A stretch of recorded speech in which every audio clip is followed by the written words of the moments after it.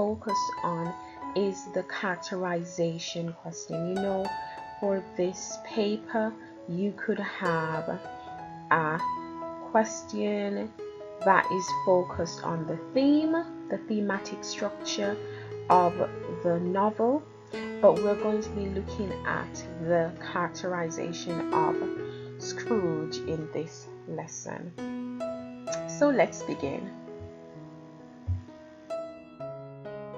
Our learning objectives today, we only have one today, so by the end of this tutorial you'll be able to explore language and explain how Dickens creates Scrooge's identity.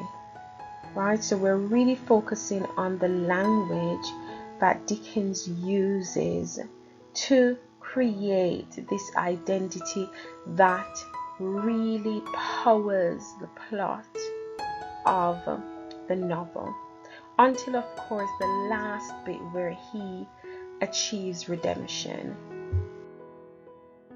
So it is the extract question that we're looking at, so you will be given an extract and then ask question, and you'd be expected to write an essay question. So here goes. Read the following extract from chapter 1 and then answer the question that follows.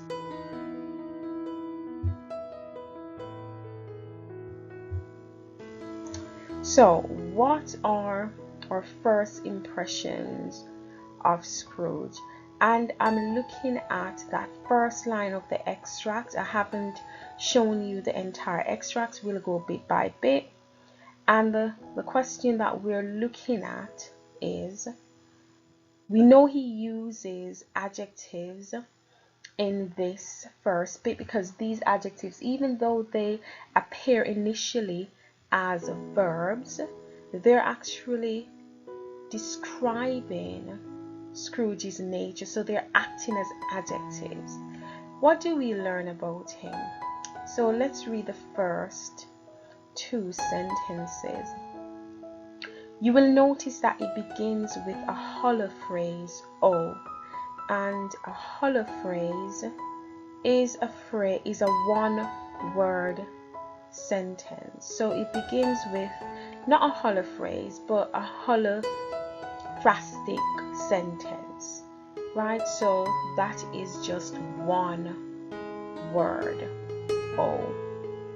And when we normally say oh, it's as if we're maybe in shock, we're expressing surprise, we're expressing an emotion of shock or surprise.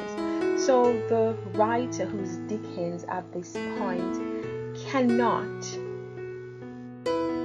understand or embrace the idea of how awful Scrooge is as a person. So he begins, oh, but he was a tight-fisted hand at the grindstone. Scrooge, a squeezing, wrenching, grasping, scraping, clutching, covetous old sinner. I've given you a glossary, and as you can see, covetous, it is a word that's normally used in the Bible, so a biblical word. It does have religious connotations, and it simply means an envious person, so someone who's envious of other people's possessions, and that is a great sin, to be envious of others. So Scrooge is not portrayed positively here. He is portrayed as a miser, so he have reference to the grindstone, tight-fisted, not letting anything go. He's very materialistic. And then you have the adjective squeezing, wrenching, grasping, scraping, clutching. So trying to get as much as he can for himself. And then it ends with him being described as an old sinner.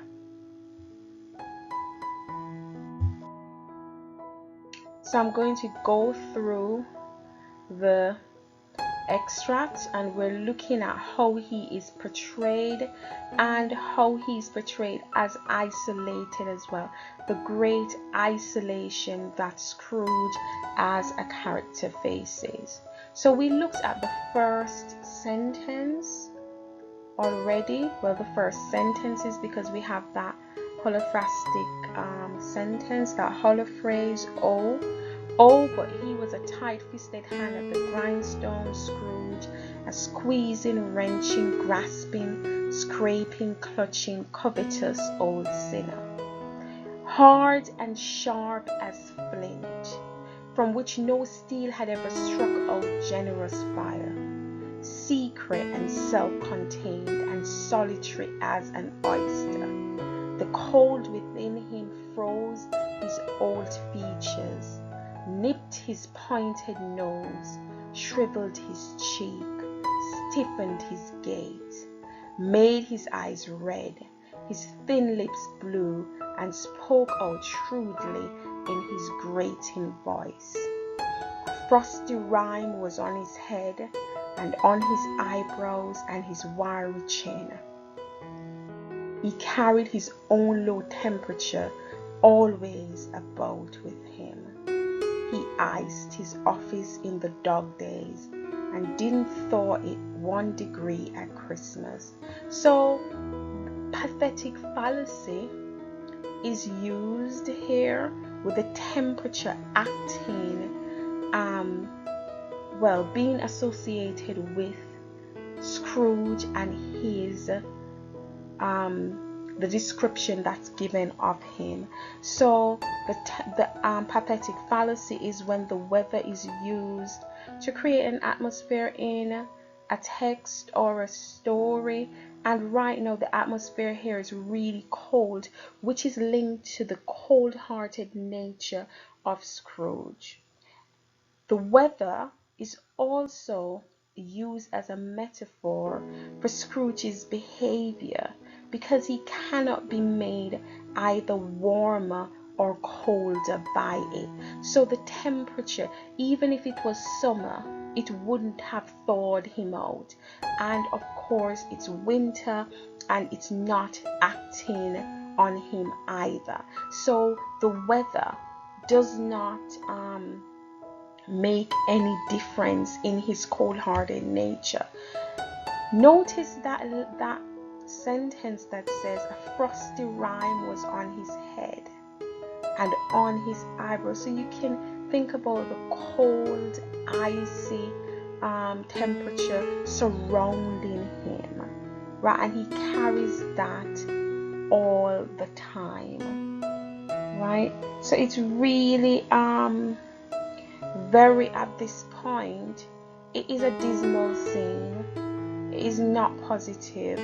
He's described in the, and I'm going back at the top of the extract where it says hard and sharp as flint, and that is a simile. So he's being compared to flint, and we know that flint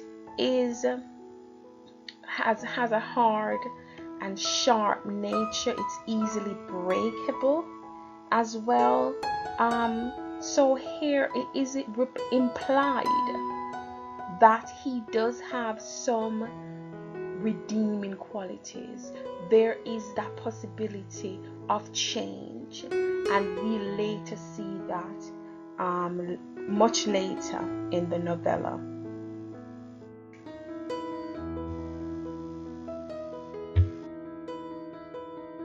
I needed to talk about as solitary as an oyster as well. We know, and again, that redemptive quality that Scrooge has. You know, an oyster has the ability to create a pearl, which is very valuable. So, and that's associated with Scrooge as well. So even though Dickens is painting him as this cold-hearted, harsh, miserly man, he does have some redemptive qualities. So that is to be noted. So when you write your analysis, write your essay, you need to put that in. It's not just that even though Dickens personifies Scrooge as a man at the time the rich, showing the divide between the rich and the poor. At the end of the novella, Scrooge really comes out positively, right? And that juxtaposition of Scrooge at the beginning to the end is quite important.